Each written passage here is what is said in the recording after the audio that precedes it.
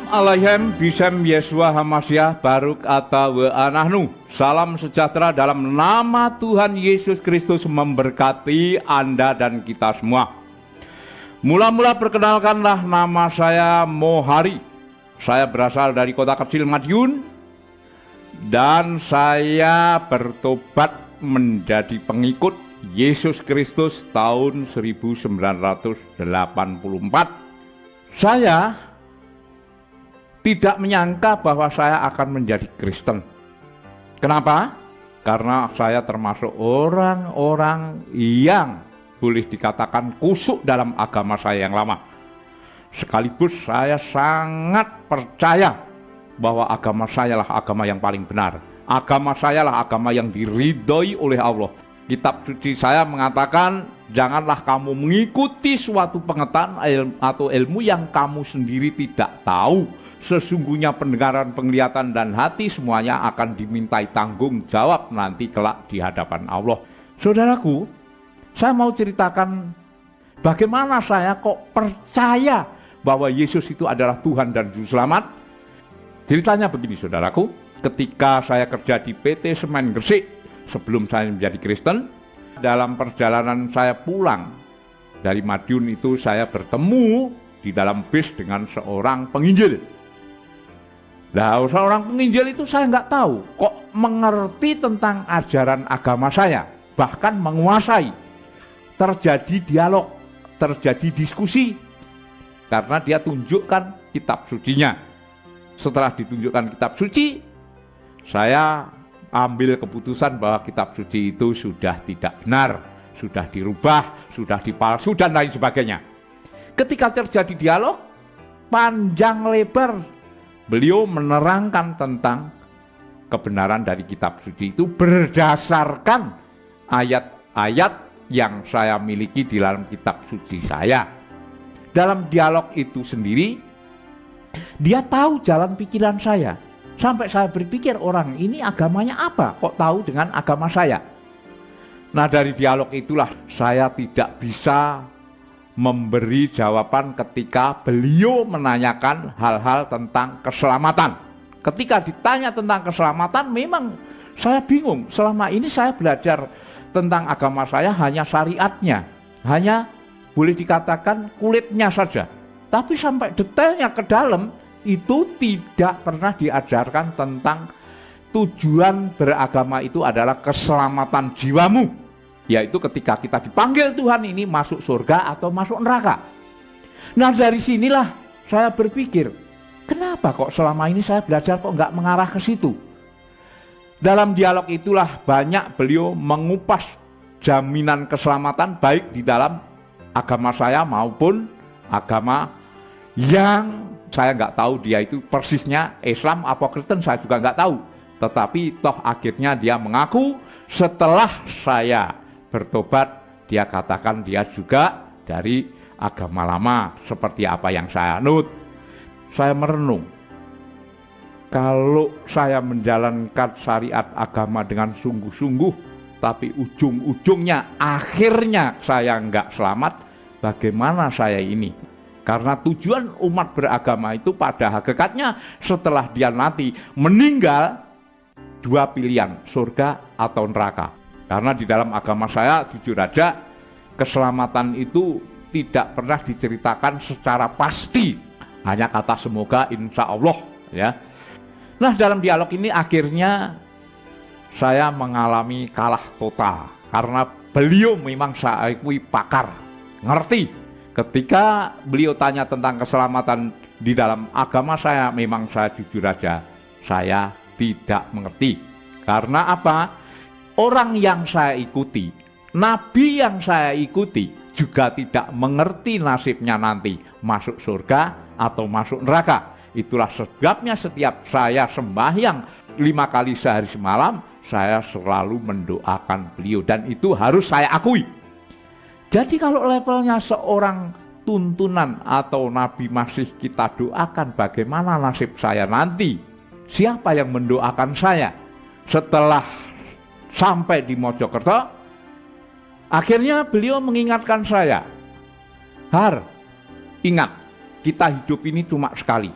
Jangan sampai salah pilih, sesal kemudian tidak ada gunanya, tidak ada manfaatnya. Dia mengatakan tiap yang berjiwa akan mati, hanya kepadanya kamu dikembalikan. Ingat, ya? Iya, kalau kamu bisa kembali ke sono dengan selamat nggak apa-apa. Kalau nggak selamat, kamu akan menjadi roh gentayangan. Itu kamu harus ingat. Waduh, saudaraku, merinding saya. Beliau turun di Mojokerto. Saya bablas turun ke Surabaya, dari Surabaya saya langsung ke Gresik.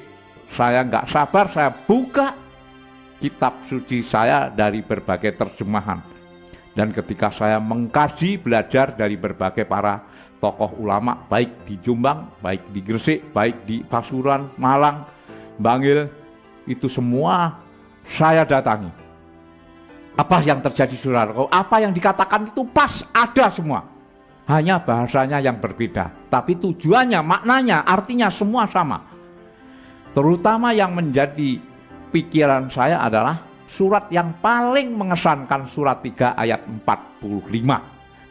Malaikat Jibril mengatakan, wahai Maryam, sesungguhnya Allah memberi kabar gembira dengan kelahiran seorang putra, namanya Al-Masih Isa putra Maryam, seorang terkemuka di dunia dan di akhirat, dan salah seorang yang dekat dengan Allah. Saudaraku, yang perlu digarisbawahi adalah terkemuka di dunia dan di akhirat. Padahal dunia akhirat itu milik Allah.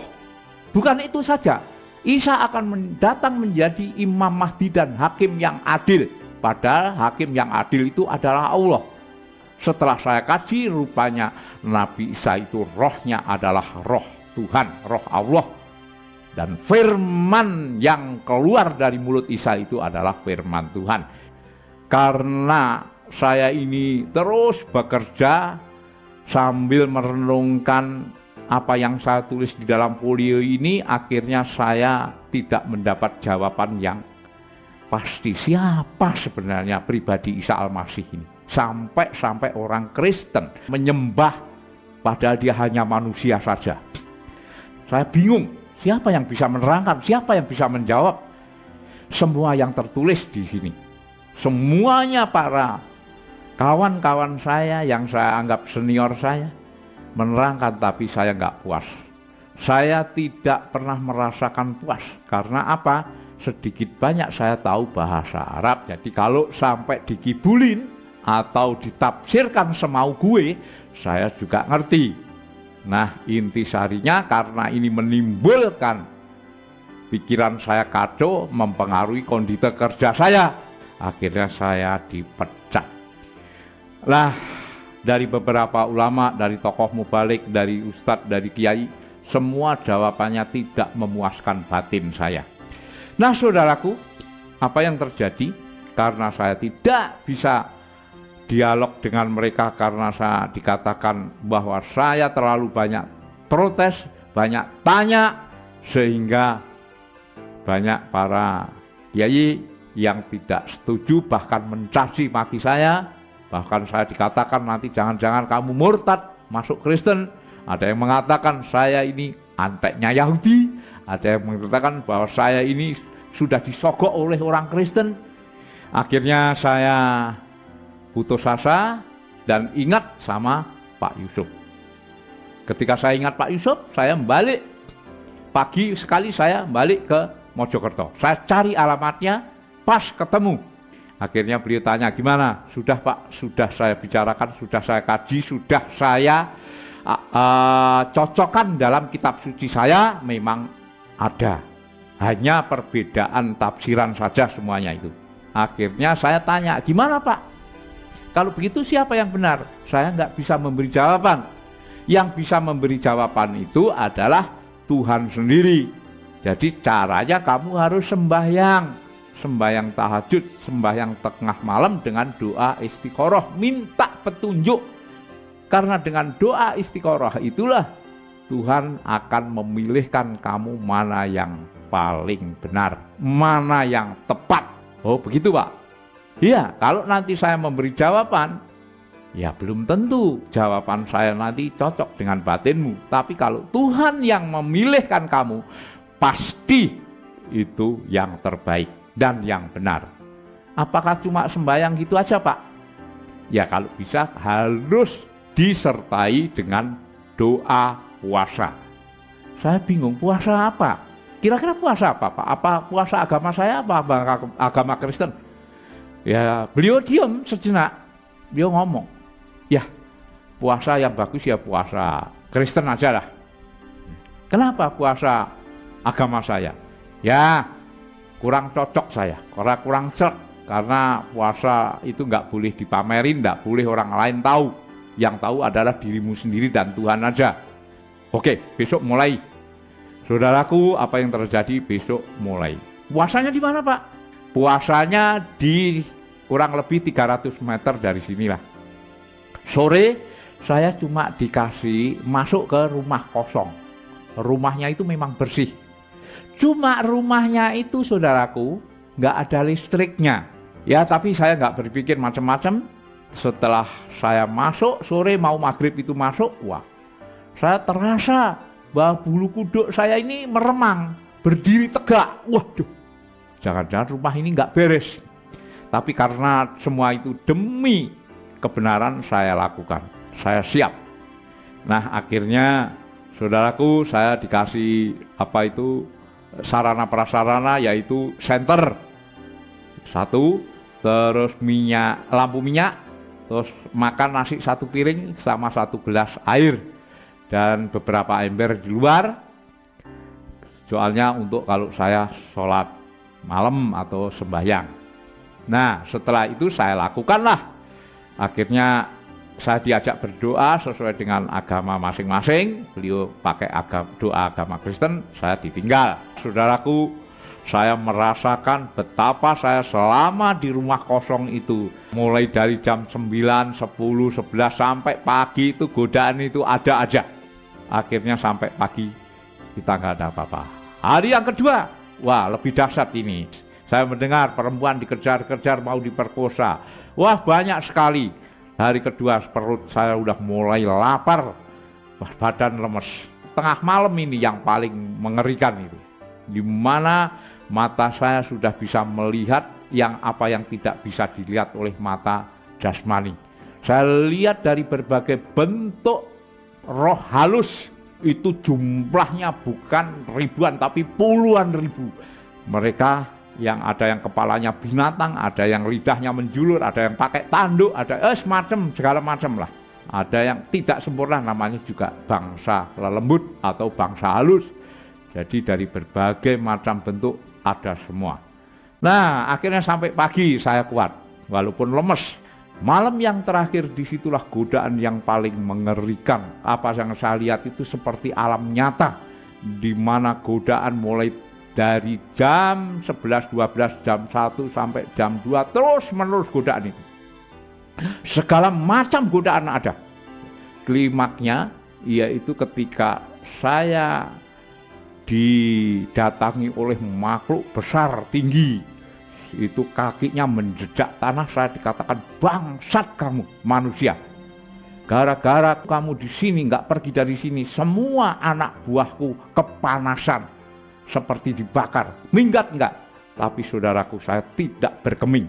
Saya terus panjatkan doa dan saya baca ayat-ayat Quran, termasuk ayat kursi, termasuk segala macam apa yang diperintahkan jikalau kita menghadapi makhluk-makhluk gaib. Terakhir, saya dibawa di alam lain. Saya dibawa di tengah rel kereta api dalam keadaan hujan rintik-rintik. Di tengah rel kereta api itulah saya seperti nyata. Ini bener nggak? Kok tiba-tiba saya di tengah rel kereta api di luar rumah yang saya tempati itu? Wah, ini godaan lagi. Saya wiritan, saya makin wiritan, terus minta perlindungan kepada Tuhan. Saudaraku, apa yang terjadi? Tiba-tiba kereta api itu nongol 100 meter dengan sinarnya yang terang itu, dia ngebel tot sampai beberapa tombak dari tempat saya berdiri dia masih ngebel. Tapi saya makin teguh, akhirnya kereta api itu langsung nabrak saya, lebes, nggak taunya cuma angin besar. Dan dari situlah saya merasakan bahwa semua ini hanya godaan palsu saja. Tiba-tiba saya sudah berada di rumah tadi, disitulah ada terang, ada sinar yang luar biasa terangnya. Seperti matahari yang ada di atas kepala saya. Kaget saya lihat kanan kiri. Loh, katanya sudah diputus. Ini sinar dari mana ini? Saya bingung nyari. Terangnya memang luar biasa, tapi hebatnya, anehnya, sinar itu tidak panas. Sinar itu kelihatannya dingin, sejuk. Saya merasakan tenang, damai, sukacita, sejahtera. Dari situlah saya dipaksa sujud. Tiba-tiba ada bayangan tangan di atas kepala saya. Ketika saya sujud, saya lirik, tangannya siapa? Kenapa tangan itu kok bolong tengahnya? Ini tangannya siapa? Saya batin aja. Ini godaan lagi. Nah, tiba-tiba ketika saya mengatakan artinya Allah, maksudnya cuma gitu aja. Nah, dari situlah saudaraku, saya mendengar suara. Suara itu begitu lembut menyentuh hati yang paling dalam. Dia mengatakan, "Wahai hari anakku, akulah Yesus Kristus Tuhan dan Juru Selamat. Akulah roti hidup. Akulah air hidup. Akulah kehidupan. Marilah ikut aku. Kamu akan selamat di dunia dan di akhirat." Ini suaranya siapa kok mengatakan Yesus? Yesus yang mana? Jangan-jangan godaan. Dia mengatakan, "Damai sejahtera ku berikan kepadamu. Damai sejahtera ku tinggalkan kepadamu. Apa yang kuberikan kepadamu tidak seperti apa yang dunia berikan kepadamu. Damai, damai, damai." Hilanglah suara itu beserta hilangnya sinar yang terang tadi. Saudaraku, akhirnya apa yang terjadi, saya tanda tanya. Kemana Tuhan saya? Kok tiba-tiba yang nongol kok Yesus, Tuhannya orang Kristen, Tuhannya orang kafir. Kemana Nabi saya? Saya sholawat terus menerus. Saya puji dia, saya agungkan dia. Tetapi yang nongol kok Tuhannya orang Kristen. Dari sinilah saya tanda tanya. Kemana Tuhan saya? Siapa sebenarnya Tuhan? Benarkah Yesus itu Tuhan? Walaupun Yesus sendiri mengakui bahwa Ia adalah Tuhan dan Juru Selamat. Sampai saya jam 7, setengah tujuh saya dibangunkan sama anaknya Pak Yusuf. Om bangun. Saya diam nggak jawab. Akhirnya si anak ini masuk, saya dibangunkan. Terus disusul dengan Pak Yusuf, dipegang pergelangan tangan saya, dikasih minum. Rupanya penglihatan tadi saudaraku, penglihatan roh-roh halus tadi masih nampak, nggak hilang-hilang. Sampai saya bingung, wah ini kalau sampai begini terus jadi apa ini saya? Gila, jadi orang gila. Nah, kalau saya ceritakan masih banyak ya cerita itu tadi, tapi biarlah ini semua menjadi saksi bahwa Yesus Kristus itu memang Tuhan dan Juru Selamat. Karena apa? Saya mencari Tuhan saya, tetapi yang muncul adalah Yesus Kristus Tuhan dan Juru Selamat. Walaupun saya punya pengalaman demikian, saya tidak langsung percaya. Karena apa? Saya ingin belajar kekristenan itu harus tahu persis. Jangan sampai saya ini nanti kalau memang jadi Kristen ikut-ikutan. Pak Usop melihat saya, kamu gimana sih? Kan sudah dijawab, kok kenapa kok kamu masih nggak percaya bahwa Yesus itu Tuhan? Ya memang saya sudah diketemukan dengan tokoh-tokoh Kristen yang saya anggap pinter lah. Tapi karena latar belakang saya yang berbeda, saya sulit memahami itu. Nah dari sinilah akhirnya saya dianjurkan, ya udah kalau begitu kamu puasa sekali lagi dah. Akhirnya saya niat puasa lagi 1 hari 1 malam. Tapi belum sampai 1 hari semalam, 9.30 lah ya, saya udah dijawab, pergi tinggalkan kota Surabaya menuju ke barat, ke Jakarta maksudnya. Nah dari situ saya sampaikan sama Pak Usop, ya udah berarti kamu harus pergi ke barat, ke Jakarta, ikuti apa yang menjadi petunjuk. Saya pergi ke Jakarta. Setelah dari Jakarta, Saya naik bis dari Surabaya, saya ketemu kawan saya namanya Andreas ya. Padahal namanya Kemis, tapi setelah Kristen namanya Andreas ya. Saya juga kaget gitu kan. Namamu kok Andreas? Padahal dulu Kak Kemis, ya saya sudah masuk Kristen. Kapan kamu masuk Kristen? 3 bulan yang lalu. Lah sekarang kamu mau ke mana?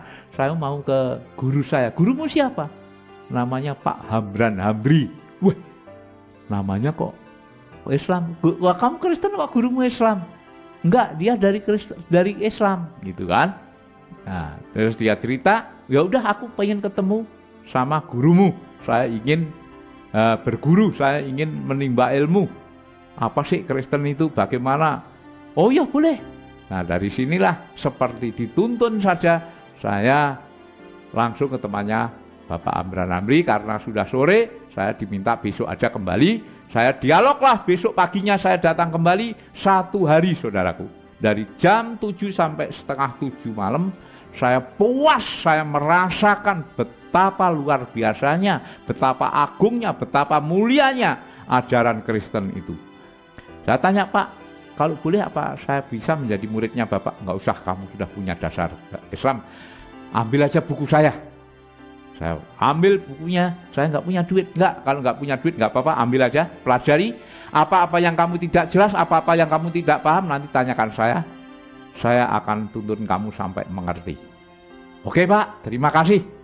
Nah dari situlah saya kembali lagi, setiap ada kesulitan saya tanya.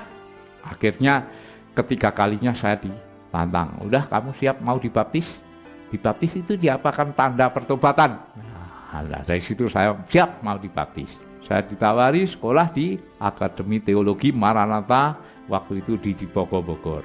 Nah dari situlah saudaraku, saya sekolah teologi, kira-kira menempuh waktu 4 tahun lah ya, 4 tahun karena saya banyak di lapangan, saya ditugaskan di Lampung, dan puji Tuhan banyak yang bertobat karena memang saya senang. Nah sampai sekarang ini saudaraku, saya tetap melayani pekerjaan Tuhan karena saya merasa diselamatkan, karena merasa bahwa kebaikan Tuhan itu tidak bisa ditukar oleh apapun. Harta, kekayaan, derajat, pangkat, semuanya tidak ada nilainya dibandingkan dengan kemuliaan janji Tuhan di surga yang kekal bakal nanti. Demikianlah kesaksian saya, mudah-mudahan memberi kekuatan bagi orang-orang yang hidup di dalam Tuhan dan memberi kesaksian bagi mereka yang belum mengenal Tuhan. Wabillahi taufik wal hidayah. Wassalamualaikum bismi rabbiyasu'al almasih ala dibarokna wa mubarakan fihi. Amin.